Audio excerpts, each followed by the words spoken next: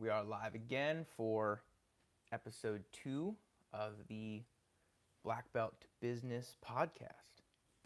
At least that's what I'm calling it for now. So let me pull up the stream over here so I have it available. I can check out what's going on. For those of you guys who don't know me, who are new to the channel, my name is Seth Heller. I'm 25. I'm an entrepreneur. I have been a martial artist for about 20 years, and I've been teaching martial arts for about 10 years. Over the summer, I moved from New Jersey down to Orlando, Florida, and I am starting my own business, working on getting my martial arts program in school started. And this podcast, this series is dedicated to documenting my journey and how far I've come and what I'm doing over the course of building this business. So make sure you jump back to episode 1 and check that out. I give kind of an overview of my whole story and what I've done up to this point. But in general, my goal is to build a martial arts program that shares the lessons and the challenges and all of that kind of stuff that's impacted me over my life with as many people as possible around the country and around the world. So in this episode, as you can kind of see from the title, I'm going to talk about a surgery that I'm going to be having next week on my shoulder. So we're going to get into that a little bit later. We're also going to talk a little bit about some of the opportunities that I've had recently and that are coming up moving forward for the business. So I'm going to give it just another second here and make sure everything is looking good. I think we're in good shape here. I can see the chat. If you guys have questions or anything like that, drop them in the chat and let me know. I'm happy to answer that stuff towards the end of the video, or even potentially as they come up if they're relevant to what I'm talking about at that time. But please drop something in the chat, or if you're watching this later, leave a comment for me. But let's get into it. So first things first, I wanted to talk about an opportunity that I had that just finished up working with a local private school. So it was one of the bigger private schools in the area where I'm living right now. It's actually right down the street from me. And I had the opportunity to work as part of their after-school program running martial arts with a group of kids. And I talked about this in the last episode, in the last video, and it came together over multiple emails and basically just pestering the the director of the youth programs, the elementary school over there. So I had an 8-week session. It was technically 7 classes because we were off for Thanksgiving, but an 8-week session working with 4, 5, and 6-year-olds, and I had 21 kids enrolled in the program. So it was really cool. There were I think 2 or 3 weeks we had all 21. For the most part, it was 18 to 20, which was a lot of kids. So I wanted to recap that a little bit and go over some of the wins and the successes from the program and some of the areas for improvement that I want to do moving forward. So to start off, some of the wins. So number 1, I went into this with a plan of what I was going to do and how it was all going to work out, but I didn't really know how the space was going to work. We were in one of the classrooms. It was their dance room, and there wasn't a ton of space. It was it's hardwood floor, not a lot of space, and I have 21 kids in there. So it was a little bit cramped, and there wasn't a ton of moving around that we were able to do in terms of running back and forth and keeping moving. But what I thought was really cool is I was able to adapt what I would normally do with that age group with 4, 5, and 6-year-olds to the space that we had pretty well. By the last couple of weeks, I was able to figure out ways to keep them moving, but also help them focus and not get hurt, not be running into each other the whole entire time. So that was a big win for sure, adapting a lot of the things that I like to do with those groups to that space and the equipment that I was able to bring with me and that we were able to fit inside of the space. The second thing, something that I'm really, really proud of, is I saw these guys once a week for an hour for 7 classes, just 7 classes. And one of the biggest challenges at the beginning was they're all new. They're all beginners. They all don't know me. They don't know anything about what we're doing. They just want to go in and they just want to have fun, which is normal, right? They're kids. That's what they're supposed to do. But what I thought was really cool is, or what was challenging at the beginning is they didn't know anything that was going on. So I had to basically teach them how to behave in this environment. And over time, all of the kids, all of the students made a lot of progress. And it's not super obvious things like, oh, they were able to throw a crazy front kick, or, they kept their hands up and they threw like perfect punches. No, that's not going to happen for 4, 5, and 6-year-olds, especially not over 7 classes over 8 weeks.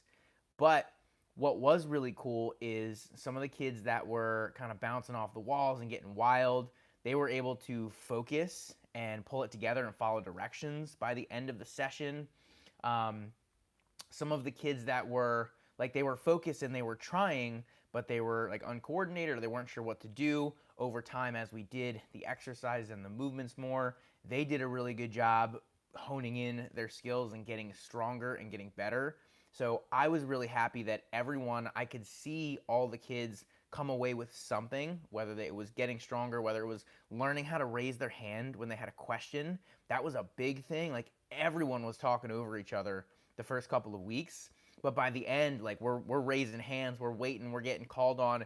It was really, really cool. And something that I was working on, and this is kind of the third win that I wanted to point out, was I had a lot of fun with it. A lot of times I'll get frustrated when I'm coaching because I have certain expectations and things that I want to get done and things that I think the kids should be able to do, but that doesn't always happen, and then I get frustrated. And that's on me. Those are my expectations, and that's something I've been really, really working on managing. And personally, I think I did a really good job with that over the course of this session. I had a lot of fun with the kids, and that came out with them too. I mean, they were having a really good time. They were getting stronger. They were listening and following directions. But I was tempering my expectations. I understood that going into this, it wasn't going to be like they're coming into my dojo, my school. They've been here. They understand the rules. I had to start completely from scratch. So that first day, I went in with the understanding that that would be the case. And over the course of the 7 sessions, I did kind of have to temper a little bit. I got a little ahead of myself at times and had to pull it back. But overall, it was a lot of fun, and everyone got stronger, which is the most important thing. And I was able to adapt and improve as a coach given this opportunity, which is something this type of opportunity is something that I've never really had or done before. So, a couple of areas of improvement. Number one, there were a lot of kids. So I am going to be running another session, at least one session come January. And we're limiting it, instead of 21 kids, we're limiting it to 15 kids, because I wanted to give a little bit more attention and personalization to each of the individual kids, and I felt that with a group this large, I wasn't really able to do that. So we limited the group size, and we did raise the price a little bit to compensate for that, because if they're getting more attention, if they're getting better results, they're getting more out of it, it should cost more, right? So raised the price a little bit, and brought it down to 15 kids for the next session. So I'm curious how that'll go, because on average we'll probably see like 12 to 14, because normally 1 or 2 kids or so aren't going to be there. So I'm excited for that group to see how I can improve the program with just a few less kids. The second thing was the space. The space was a big challenge for sure, and learning how to utilize it better over the course of the sessions, that was a big win, but I do think I can still improve on that. The last session that I had yesterday, I did an obstacle course with them, and I had done a couple of obstacle courses before, but this one, we really utilized the space much, much better. There weren't a whole lot of kids that were sitting. Even though there were 21 kids in a pretty small space, there wasn't a whole lot of sitting, which was really cool. So doing more things like that is something I want to improve on, is utilizing that space as best as possible. And along that same line, the third area improvement that I pointed out was I want to do more partner drills with them, and just more movement and activity in general. I do think there was a little bit too much sitting, and for 4 and 5-year-olds especially, but even 6-year-olds, the more sitting, the worse it is. So I want to keep them moving more. And something that I started to try last week, and then I did more successfully this week, was having them warm up. So the way that it would work is one grade would come in at a time. So I would get like first grade would come in and it's like 5 or 6 kids. And then kindergarten would come in and I would have like 10 kids there. So it's not everyone coming in at once, so we can just get started right away. It was staggered. So what I did yesterday is I had them do like some partner challenges to pass the time a little bit, because normally they're just like running around in circles and going crazy, and it's hard for me to rein them in after that. But what happened yesterday was I had them do some partner challenges. They were focused and engaged on accomplishing a goal and not just moving around, but they were moving. They were still getting some energy out, and it did help them focus, and it helped the class run much more smoothly. So that's a thing that I want to carry over to the next session, is having something that they do when they come in, something specific, whether it's the same thing every time or if it's a little bit different each time. Either one of those is fine, but something that they're doing to prime their minds and prime their bodies for the class. And then once everyone's there, we can officially get started, do our warm-up, and all that kind of stuff. So those were the biggest areas of improvement. I mentioned that we're going to be starting up another session in January, which I'm really excited about. We're limiting it to 15 kids. We're raising the price a little bit. And what I also mentioned is running another session potentially, so 2 sessions with 4, 5, and 6-year-olds, or even adding like a 7, 8, and 9-year-old group. So they said they were gonna take a look at what their needs are, and if they want to add a class or something. I'm not really pushing super hard for it, because I kind of want the program to speak for itself. And if there's more demand than the 15 slots available is there for, then we might open up another class. So we'll see what happens. I'm gonna kind of take that as it comes. But that was what's going on with that opportunity. So really glad to have that. I have another session starting in January. That'll be 8 weeks straight, so we'll have 8 classes there. The next thing that I also talked about in the last video is working with a local YMCA. And last week, I had actually not heard back from the Y in, it had been a few weeks. And this is something that's happened a little bit with the Y. I've been in contact with a couple of different people, and it's like there's a bunch of hoops to jump through for everyone. And I've been having trouble like staying in contact with them. But I did actually hear back from them this week. It was Wednesday night. I heard back from them, and I responded yesterday morning. And so I do have a little bit of an update on the situation. So essentially what's going on is, I mentioned it in the last video, they can't hire me on as like a third-party vendor or an independent contractor to come in and run the program. They have to hire me on as some sort of coach, but like an employee, some sort of coach, a wellness coach, a personal trainer, a group fitness instructor, something like that. And in order to do those things, I have to have the requisite certification. So that's been something I've been looking at as well, is jumping into these different certifications and figuring out what I can get at an affordable price that isn't going to take so long, so we can just jump into this. And one thing that they did tell me is that in order to start the program, I have to have one of those certifications. So what I mean by that is, before we can start anything, like I have to have the certification, they have to onboard me as an employee, and then we can start to move forward with planning and launching the program. So it's not like, oh, like we're going to advertise, we're going to get people signed up, then then I'm certified, and then they onboard me, and then we can start right away. I have to have all that done before we even start putting anything together.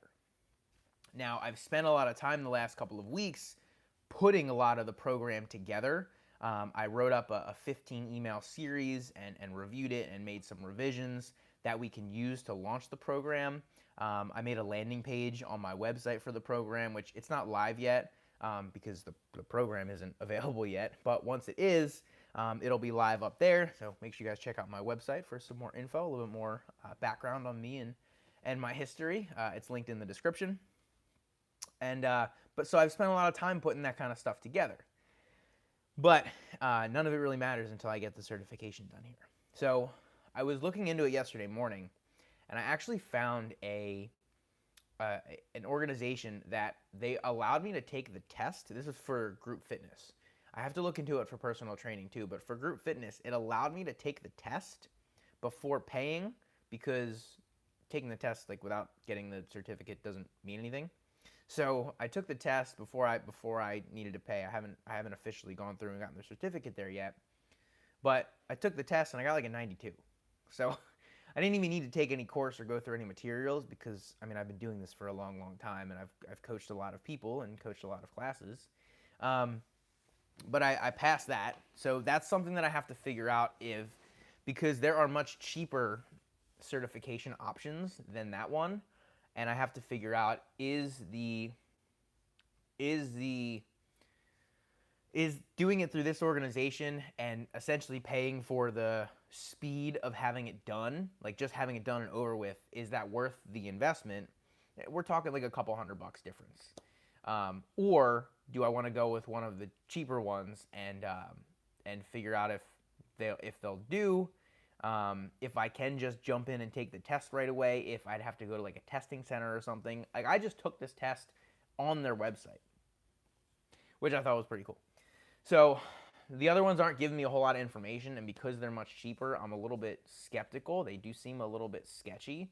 So not sure what I'm going to do there, but essentially with the Y, the goal is to launch the program in February. So my goal is for the first week of February, we are starting classes. They have a room that they're going to put me in, and I was looking at the schedule, and I figured out classes that we could fit in, or that we could slot in there based on what they already have going on in that room. So like all of that stuff is already prepared together and ready to go, and I can start teaching as soon as possible. But I want to get this launched and start teaching there in February, which means pretty much all of January we're going to be promoting it, marketing it through email, to their members and to their like their list of leads and stuff like that on their social media. So we'll have plenty of promotion there. Space will be limited just because of the space that we're in, and it's just me right now, so there's only so many people that I can teach at a time, especially as you get to the younger kids like we just talked about with the private school.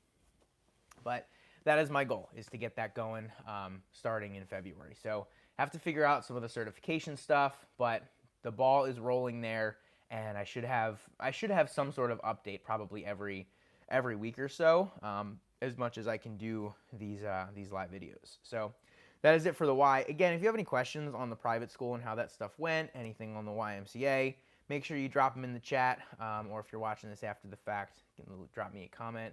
I love responding to the comments and having that conversation, so make sure you jump in there.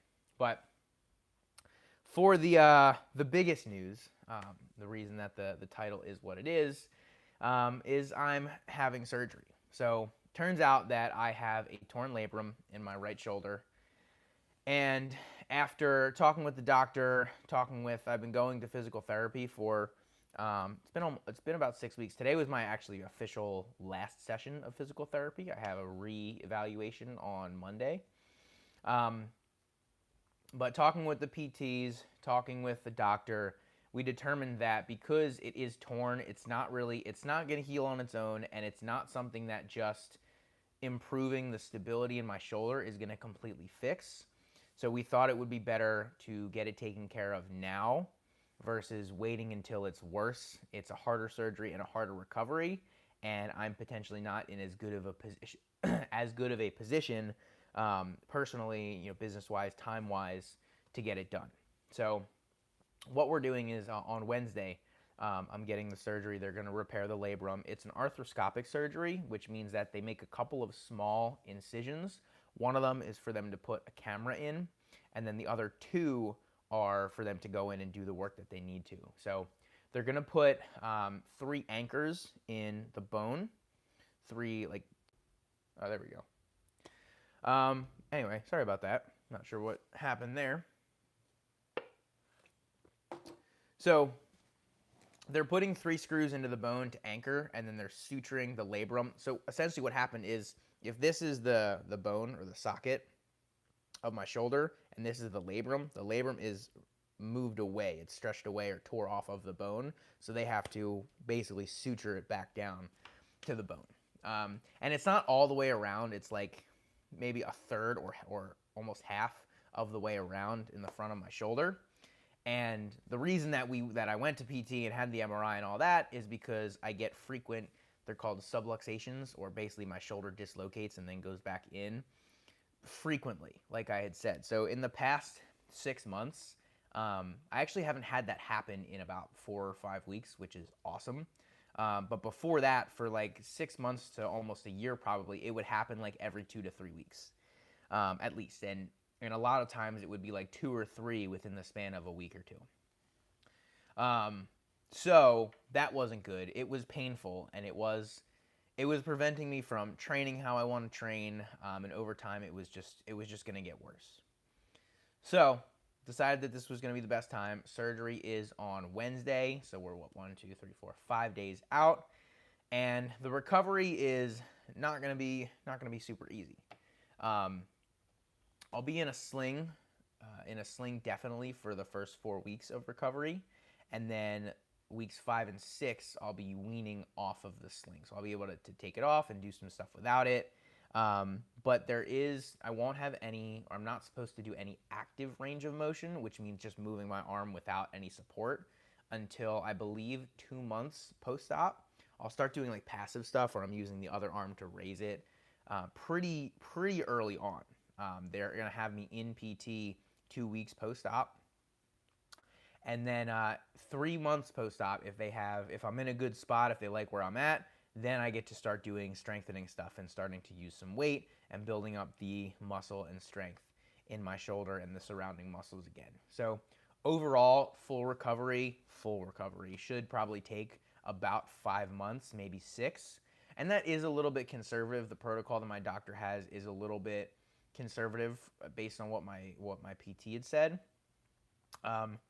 But it's going to be a process. So I'm choosing to get this done now because over the course of like winter break, Christmas and New Year's and all that kind of stuff, the holidays, it gives me an opportunity where I won't be teaching. I won't really have anything else going on where I need to be moving and teaching and using my arm a lot.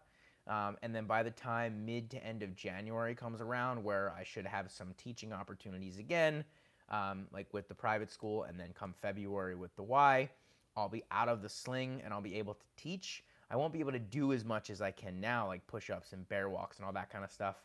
I won't be able to do, but I'll be able to teach. I'll be able to be out of the sling, and I'm going to make it work. So for me, it's better to do it now before the recovery is going to get even harder. And I don't know, over the summer or next year where my business is going to be.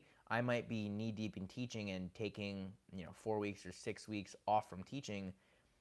It might not be possible, and I might have to continue to push this off. So I want to be able to train hard. I want to be able to teach and run my business effectively. And this seems like the best decision to be able to do that. So I'm not sure in terms of teaching, or I'm sorry, in terms of doing like these lives and updates and stuff, I'm not sure what that's going to look like. Wednesday is surgery.